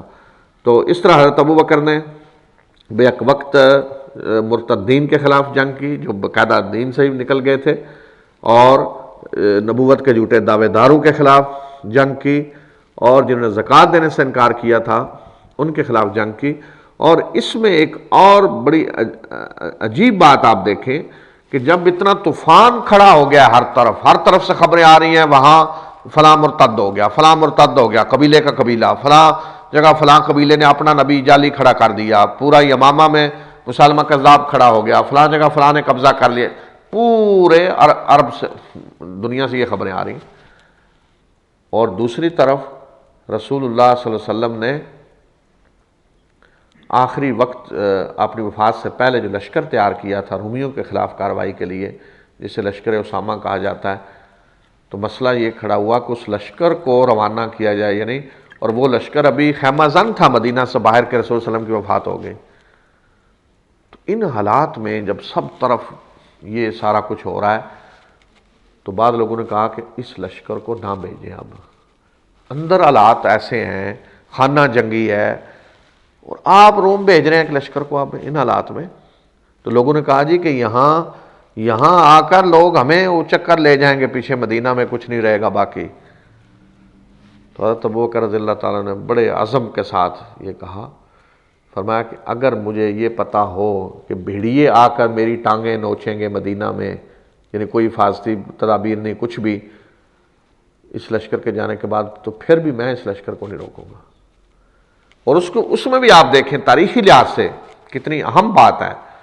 کہ پھر سب تاریخ داں یا تاریخ پہ غور کرنے والے سب متفق ہیں اس بات پہ کہ اگر اس لشکر کو نہ بھیجا جاتا، لشکر اسامہ جس نے کوئی جنگ نہیں کی وہاں جا کر، تو جس طرح کے حالات عالم اسلام کے ہو گئے تھے، رومی آ کر حملہ کر دیتے، اسلام کو ختم کر دیتے۔ لیکن ان حالات میں اس لشکر نے رومی سرحدوں پہ جا کر کیا پیغام دیا کہ رسول اللہ صلی اللہ علیہ وسلم کی وفات کے بعد اب لشکر تو چلا ہے نا، تو وہاں پہنچ گئی خبر کہ رسول جی مسلمانوں کے فوت ہو چکے ہیں عربوں کے، اور اب یہ حالات ہیں اور یہ حالات ہیں، اور دوسری طرف انہیں پتہ چلا جی ان کا لشکر تو ہمارے سرحدوں پہ آ کے بیٹھا ہوا ہے۔ تو انہیں پیغام کیا ملا کہ یہ کمزور نہیں ہے، یہ اسی طرح طاقتور ہے، اندر خانہ جنگی نہیں، یہ تو ہماری خبر لینے کے لیے ادھر آئے ہوئے ہیں۔ تو یہ لشکر صرف ایک ہیبت مسلمانوں کی اس سے طاری ہوئی، ان پہ خوف طاری ہو گیا، رعب طاری ہو گیا، اور ان کی طرف سے مسلمان محفوظ ہو گئے، کوئی جنگ نہیں ہوئی، کچھ نہیں ہوئی، آ گیا یہ لشکر واپس۔ اور پھر دیکھیں کہ ان حالات میں کس طرح کتنی پلاننگ سے حضرت ابوبکر نے فوراً یہ سارے فیصلے کیے کہ کس کے خلاف کس طرح لڑنا ہے۔ بیک وقت سارے محاذ کھل گئے، یک وقت منکرین زکوٰۃ کے خلاف، جھوٹے نبوت کے دعوے داروں کے خلاف، مرتدین کے، مسلسل یک وقت ساری یہ جنگیں لڑی جا رہی ہیں۔ اور پھر اسی 2.5 سال کے عرصے میں جو حضرت ابوبکر کی خلافت ہے، ان سب سے فارغ ہو کر، سب ان داخلی فتنوں کو ختم کر کے بالکل ساتھ روم و ایران کی فتح بھی ساتھ ہی شروع کر دی گئی۔ تو یہ تھی وہ عظیم وہ تدبر، دانائی، حکمت اور ہمت اور حوصلہ اور شجاعت حضرت ابوبکر رضی اللہ تعالی عنہ کی، کہ اور اس لحاظ سے جب دیکھا جائے تو آدمی پکار اٹھتا ہے کہ مسلمانوں کا جو یہ فیصلہ تھا، اتفاق تھا حضرت ابوبکر پہ، وہ بالکل صحیح تھا، اور حضرت ابوبکر جیسی ہی ہستی کی اس وقت مسلمانوں کو ضرورت تھی۔ لیکن بہرحال اس میں حضرت ابوبکر کے ساتھ اس میں کوئی شک نہیں کہ باقی لوگوں کا بھی کردار ہے، اور اس میں سب سے زیادہ کردار حضرت عمر رضی اللہ تعالی عنہ کا ہے، اور حضرت ابو عبیدہ بن جراح، حضرت عمر، حضرت سعد بن ابی وقاص، یہ جو عشرہ مبشرہ ہیں خاص طور پہ، اور اسی طرح انصار کے بھی لوگ، ان سب کا کردار ہے۔ لیکن اگر اس تاریخ کو پڑھیں اور تھوڑا غور کریں تو آدمی پکار اٹھتا ہے اور ایک نتیجے پہ پہنچتا ہے کہ رسول اللہ صلی اللہ علیہ وسلم کے بعد جس شخص کو اللہ تعالیٰ نے توفیق دی کہ وہ ہر لمحے آگے بڑھ کے اسلام کے لیے فیصلے کرے اور سخت موقف اپنائے اور کوئی رعایت کسی کو نہ دے، وہ حضرت عمر رضی اللہ تعالی عنہ کی شخصیت ہے۔ حتیٰ کہ اس موقع پہ بھی خلافت کے مسئلے کو بھی بالکل طے کرنے کے لیے اور فوری حل کرنے کے لیے اس طرح کے حالات میں سب سے اہم جو موقف تھا وہ حضرت عمر کا تھا۔ حضرت عمر اگر اس وقت سخت موقف اختیار نہ کرتے اور فیصلہ کن موقف اختیار نہ کرتے تو حضرت ابو بکر جیسے نرم مزاج آدمی شاید اس طرح صورتحال کو قابو نہ کر سکتے ابتدا میں۔ ایک تو ہے نا خلیفہ بننے کے بعد، لیکن ابتدائی جو صورتحال اس وقت تھی اس میں فیصلہ کن انداز جو تھا وہ حضرت عمر کا تھا۔ جب انہوں نے دیکھا کہ اس مسئلے پہ اس طرح بحث ہو رہی ہے تو اس سے خطرات پیدا ہوں گے، فتنہ کھڑا ہو سکتا ہے، تو فوراً وہ حضرت ابو بکر ابو عبیدہ کو لے کے کارروائی کے لیے وہاں پہنچے اور فوراً انہوں نے کہا کہ اس مسئلے کو ایسے نہیں چھوڑیں گے ہم، اور فیصلہ کیا فوراً۔ اور اسی طرح پھر بعد میں بھی جہاں جہاں انہیں نظر آیا حضرت ابو بکر کے دور میں بھی کہ جہاں سختی کی ضرورت ہے تو وہاں انہوں نے سختی کروائی باقاعدہ حضرت ابو بکر سے، جن کا مزاج حقیقت میں نرم تھا، تو حضرت عمر نے سختی کروائی جہاں سختی کی ضرورت تھی۔ اور حتیٰ کہ بعض دفعہ تو بعض لوگ کہہ اٹھے حضرت ابو بکر کو کہ خلیفہ آپ ہیں یا عمر ہیں، اس طرح کے فیصلے حضرت ابو بکر کروانے میں آگے ہوتے تھے اور اثر انداز بھی ہوتے تھے۔ تو اس طرح پھر حضرت ابو بکر رضی اللہ تعالیٰ عنہ 2.5 سال کی خلافت کے بعد جب آپ بیمار ہوئے اور آپ کو احساس ہوا کہ یہ میری بیماری اب آخری دن ہے، تو تقریباً مسلمانوں کے سامنے واضح تھا کہ اب سیکنڈ جو لیڈرشپ ہے وہ حضرت عمر ہے، کوئی اس میں ابہام نہیں تھا کسی کو۔ اس لیے کہ جب حضرت عمر ابو بکر کی زندگی ہی میں فیصلے سارے حضرت عمر کر رہے ہیں اور ہر معاملے میں ان سے مشورہ اور وہ سارا، تو اس لیے کوئی ابہام نہیں تھا۔ لیکن پھر بھی حضرت ابو بکر نے مسلمانوں سے مشورہ کیا، تمام لوگوں کو بلایا، الگ الگ ہر ایک کی رائے لی، اکابر جو صحابہ تھے سارے لیڈر مہاجرین کے انصار کے، تو حضرت عمر کے بارے میں واضح طور پہ انہوں نے کہا کہ میں عمر کو خلیفہ بنانا چاہتا ہوں اپنے بعد، اور رائے دیں۔ تو سب کی رائے تھی حضرت عمر کے بارے میں، لیکن شکایت جو کرتے تھے سارے کہ وہ سخت ہیں، تو وہ سخت ہیں زیادہ، تو آپ اتنے سخت آدمی کو ہم پہ خلیفہ بنا رہے ہیں۔ تو حضرت ابو بکر ہر ایک کو یہی جواب دیتے کہ جب ان پہ ذمہ داری پڑے گی تو نرم ہو جائیں گے، اور جب ان پہ ذمہ داری پڑے گی تو خود ہی نرم ہو جائیں گے۔ اور ساتھ ہی حضرت ابو بکر یہ فرماتے کہ میں اللہ کے ہاں جا رہا ہوں اور میں اللہ کو کہہ سکوں گا کہ اے اللہ تیرے نبی کی امت میں جو بہترین شخص تھا اسے میں نے اپنے بعد خلیفہ بنایا۔ تو اس طرح حضرت ابو بکر کو کوئی بالکل شاید صدر تھا کہ میرے بعد خلافت کے حقدار عمر ہے، یعنی انہوں نے کوئی 2 نام نہیں پیش کیے مسلمانوں کے سامنے، یا یہ ان میں سے کون ہے، واضح طور پہ ہر ایک کو یہی کہا کہ میں عمر کو بنا رہا ہوں اور تمہاری کیا رائے ہے۔ تو رائے سب کی ٹھیک تھی، کوئی حضرت عمر پہ انگلی نہیں اٹھا سکا، صرف ایک ہی بات تھی کہ وہ سخت ہیں، اور وہ سختی جو تھی حضرت عمر کی وہ سختی ضروری تھی، اور اسی سختی نے حقیقت میں حضرت عمر کے پورے دور خلافت میں بہت سارے فتنوں کو روکے رکھا۔ تو اس طرح حضرت ابو بکر کے بعد حضرت عمر آ گئے اسی سیاسی نظام میں، یعنی باقاعدہ دوسرا ایک طریقہ یعنی آ گیا کہ رسول اللہ صلی اللہ علیہ وسلم نے تو آزاد چھوڑا تھا کہ جو چاہے مسلمان فیصلہ کر لیں، لیکن حضرت ابو بکر نے آزاد چھوڑنے کی بجائے یہ اپنی زندگی ہی میں دیکھا کہ کون بہتر ہے اور اس کو نامزد کر دیا۔ تو گویا کہ وہ طریقہ بھی صحیح ہے، اور ایک یہ طریقہ جو حضرت ابو بکر نے اختیار کیا ہے، ایک یہ سامنے آ گیا۔ تو اب ہمارا موضوع بہرحال تاریخی تفصیلات نہیں ہے کہ حضرت عمر کی خلافت کی تفصیلات میں جائیں، اس لیے کہ ہم تو پورے سیاسی نظام پہ بات کر رہے ہیں، اور اصل جو سوال تھا آخر میں ہم اس کی طرف آئیں گے کہ جو فتنے پیدا ہوئے، اور اس میں سب سے اہم جو واقعہ ہے تو حسین کی شہادت کا، وہ کس طرح کے حالات تھے کہ جن میں پھر وہ پیش آیا۔ تو بہرحال اس واقعے یا اس طرح کے واقعات کو سمجھنے کے لیے یہ ضروری ہے کہ پہلے ہم مختصراً اشارتاً بے شک ان تاریخی واقعات کا ذکر کریں۔ تو حضرت عمر رضی اللہ تعالیٰ عنہ نے جس طریقے سے حکومت کی، جس طرح عدل و انصاف انہوں نے کیا، تو اس میں تو جس کو کوئی ذہن میں تھا بھی کہیں کہ ہم مستحق ہیں یا کوئی فلاں ہو سکتا ہے، وہ بھی ساری غلط فہمیاں ختم ہو گئیں۔ اس طریقے سے انہوں نے حکومت کی۔ ہر ایک کا اس طرح حق ادا کیا، رسول اللہ علیہ وسلم کے قرابت داروں کا حق ادا کیا، ازواج مطہرات کا حق ادا کیا، انصار کا حق ادا کیا، ہر ایک کا اس طرح حق ادا کیا، اس طرح ایک ایک کا خیال رکھا، اور خاص طور پہ عدل و انصاف، اور پھر وہ مسلمان جو قبائلی، وہ جن کا مقام اتنا نہیں تھا، کمزور تھے، جو آزاد کردہ غلام تھے، اور جن کی قربانیاں تھیں اسلام کے لیے، جس طرح حضرت عمار بن یاسر ہیں، حضرت صہیب ہیں، سلمان فارسی ہیں، خباب بن ارت، اس طرح کے لوگ جو تھے، ان کو حضرت عمر نے زیادہ عزت دی، ان کو آگے بڑھایا، قریش کے بڑے بڑے سرداروں سے ان کو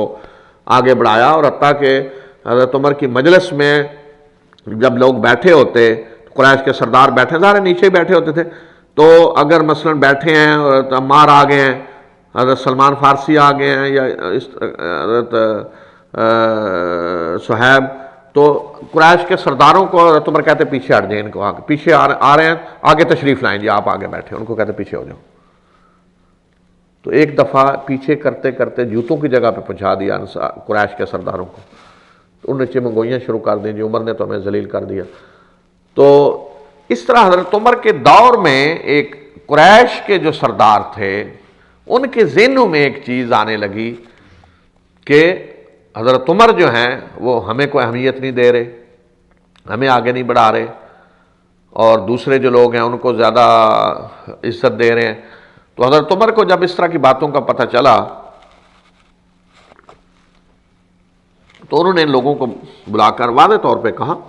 کہ سب کو اسلام کی دعوت دی گئی، یہ لوگ آگے بڑھے، تم پیچھے رہ گئے، اب تم نے خود اپنے آپ کو پیچھے رکھا ہے، تو میں نہیں تمہیں آگے بڑھاؤں گا، آپ آگے بڑھنے کی وہی شکل ہے کہ اسلام کے لیے کچھ کرو۔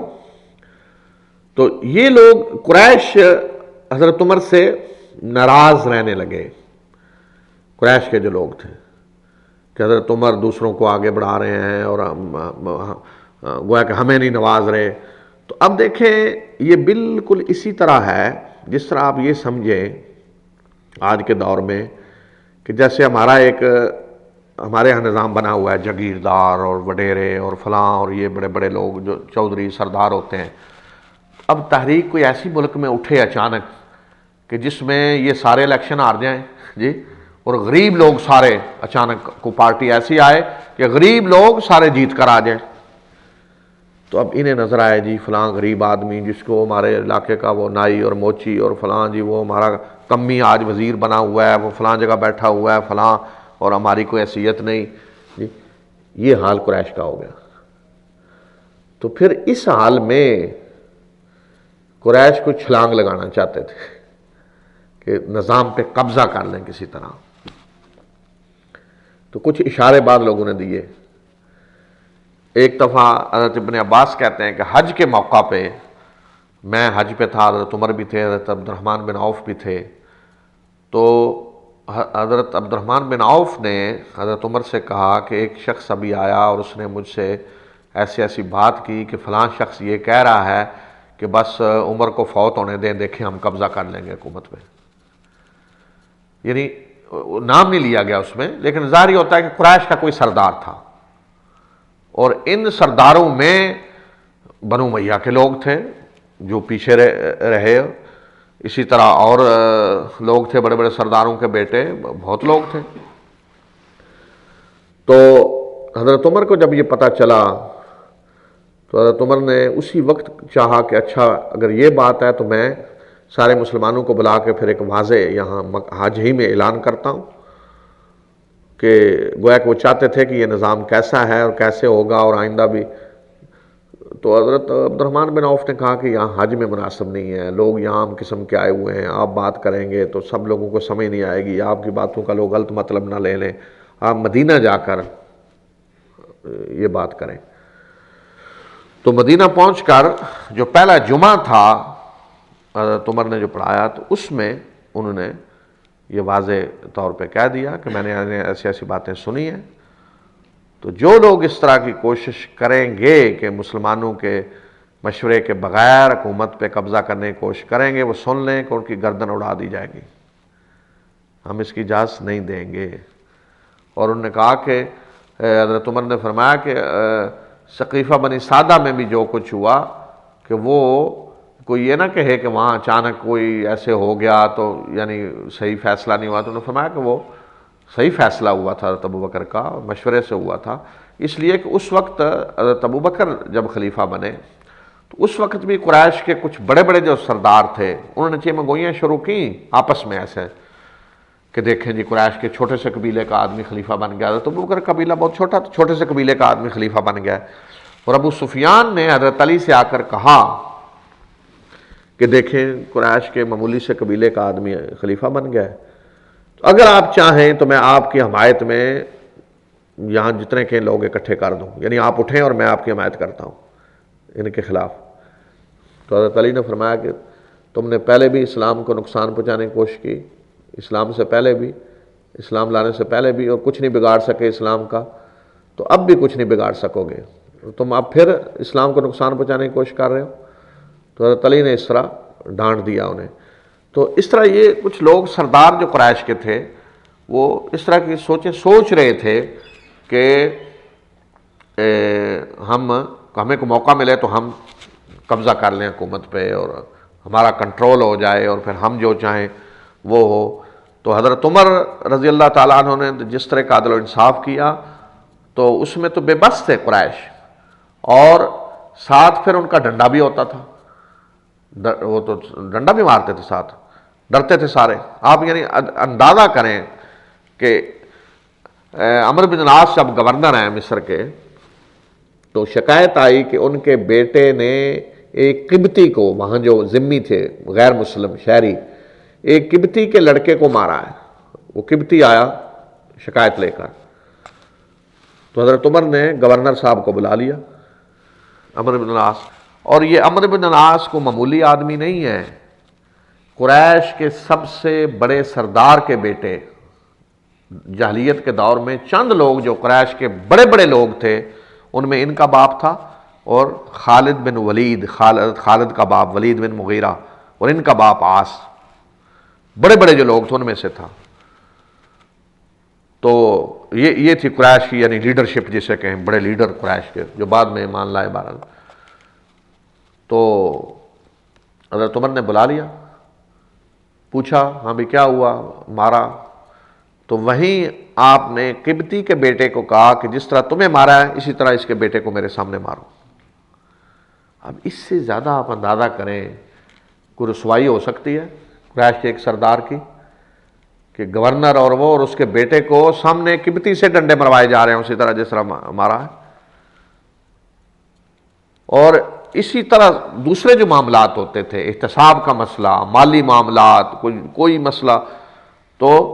حضرت عمر کوئی رعایت نہیں کرتے تھے،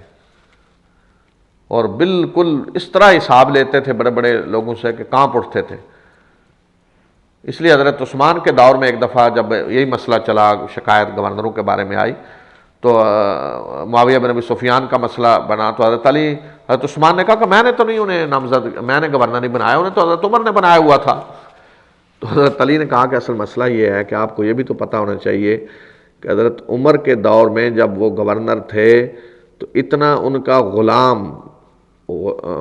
یرفع شاید نام تھا ان کے غلام کا، امیر معاویہ کے، انہوں نے کہا معاویہ کا غلام اتنا معاویہ سے نہیں ڈرتا